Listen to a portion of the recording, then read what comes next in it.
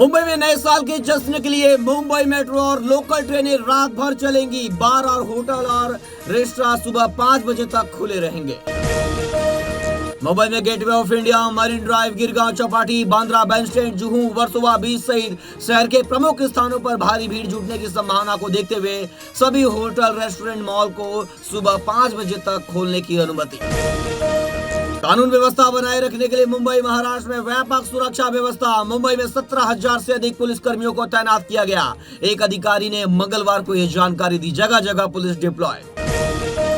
Mumbai police ने कहा, छेड़छाड़ और अवैध शराब और नशीली दवाओं की बिक्री आदि में शामिल लोगों के खिलाफ पुलिस सख्त कार्रवाई करेगी।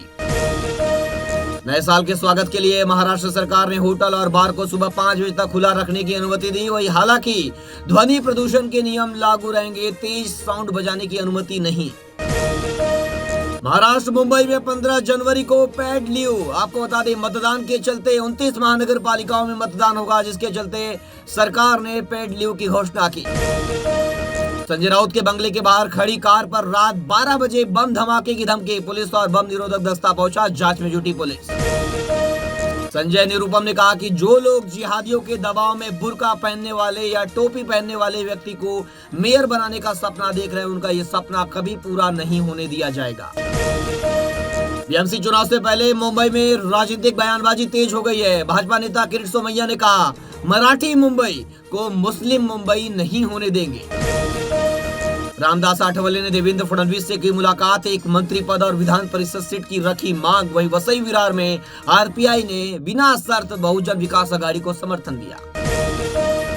आदित्य ठाकरे और राज ठाकरे के बीच शिव तीर्थ पर 2 घंटे चली चर्चा। 4 जनवरी के बाद संयुक्त घोषणा पत्र हो सकता है जारी। वहीं 5 जनवरी को उद्धव ठाकरे, राज ठाकरे करेंगे रैली।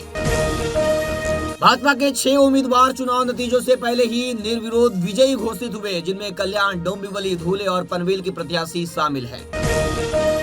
यूवीटी नेता संजय राउत ने दावा किया है कि ठाकरे बंधुओं की युति 117 से 120 सीटें जीतेगी और साथ ही उन्होंने महायुति पर पैसों के बल पर चुनाव लड़ने का आरोप लगाया। एक रिपोर्ट के अनुसार मुंबई में सत्ताधारी विधायकों को 99% विकास निधि आवंटित की गई, जबकि विपक्षी विधायकों को फंड के मामले में खाली हाथ रखा गया। भारत जापान को पीछे छोड़कर दुनिया की चौथी सबसे बड़ी अर्थव्यवस्था बन गया है। भारत का जीडीपी 4.18 ट्रिलियन डॉलर तक पहुंच गया।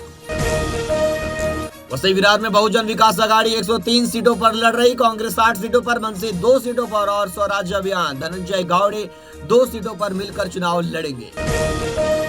वसई विरार महानगर पालिका चुनाव में बहुजन विकास आघाड़ी को रोकने के लिए भाजपा शिवसेना सिंधे गुट में गठबंधन। भाजपा 88, शिवसेना 27 सीटों पर चुनाव लड़ रही। वहीं अजित पवार की एनसीपी अलग होकर 17 सीटों पर चुनाव लड़ रही। वहीं उद्धव ठाकरे की पार्टी यूबीटी 95 सीटों पर अकेले लड़ रही। भाजपा नेता कृपा शंकर सिंह के हालिया बयान ने फिर राजनीतिक गलियारों में हलचल मचा दी है। उन्होंने दावा किया है कि इस बार मुंबई का महापौर उत्तर भारतीय समाज से होगा। मुंबई महानगर पालिका चुनाव में केंद्रीय गृह मंत्री अमित शाह, उत्तर प्रदेश के मुख्यमंत्री योगी आदित्यनाथ समेत भोजपुरी कलाकार करेंगे प्रचार। नए साल 2026 काशी, अयोध्या, वृंदावन में 10 लाख श्रद्धालु, 3 किलोमीटर तक की लाइनें। खाटू श्याम जी में 72 घंटे बाद दर्शन होंगे। पहलगाम में सैलानी उमड़े। देश भर में जश्न का माहौल। हड़ताल के बीच आज डिलीवरी पार्टनर्स को इंसेंटिव देने का ऐलान। स्विगी, जोमेटो पीक आवर्स में 150 रुपए तक इंसेंटिव देंगे। आज फूड डिलीवरी ठप हो सकती थी। लाडली बहन योजना में बड़ा फर्जीवाड़ा। 12,900 से अधिक सरकारी कर्मचारियों ने अवैध रूप से लाडली बहन योजना का लाभ लिया। सीबीएसई बोर्ड ने 10वीं और 12वीं की परीक्षा का शेड्यूल बदला। 3 मार्च 2026 को होने वाली परीक्षा अब टली।